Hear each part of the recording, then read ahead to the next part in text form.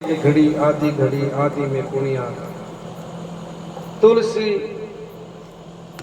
एक घड़ी आदि में पुण्या तुलसी संगत साध की हरे कोटि।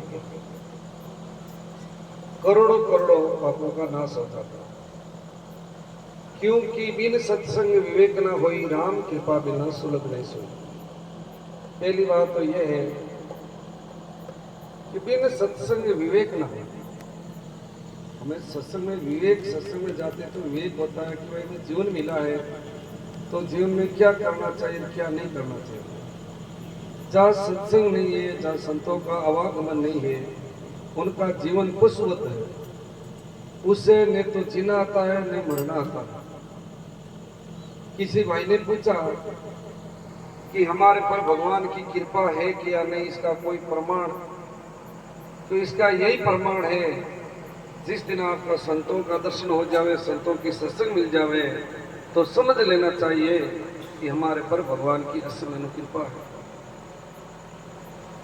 जनता जिसको चुनती है वो संसद में जाता है, और भगवान जिसको चुनते हैं वो सत्संग में आता है। क्यों? सदगुरु दरिया साहब ने कहा, दर्शन आडा सहज पाप, प्रसन्न आडा लाख, सुमरण आडा करोड़ है, जन दरिया की साख। हम संतों के दर्शन करने जाते हैं तो शेष यानी हजारों पाप विक्षेप डालते हैं, आने नहीं देते। प्रसन्न आडा लाख, फिर आमने सामने सत्संग सुनना, प्रश्नोत्तर करना, इसमें लाख। सुमरण आडा करोड़ है, जन दरिया की साख। सदगुरु दरिया साहब फरमाते हैं कि राम राम करने बैठते हैं तो हजारों नहीं, लाखों नहीं, करोड़ों करोड़ों पाप विक्षेप डालते, विघ्न डालते। तो अब मोई भाव भरोस हनुमंता, बिनु हरि कृपा मिले नहीं संता।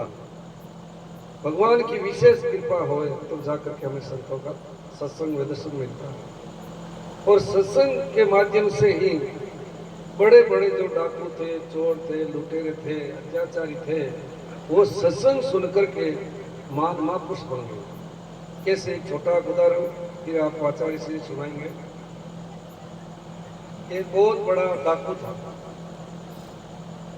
उसने आजीवन जीवन भर यही धंधा था, चोरी करना, डाका डालना, किसी का धन हड़पना। एक दिन उसका अंतिम समय आ गया और उसे पता चला कि अब तो ये जीवन रहने वाला है नहीं।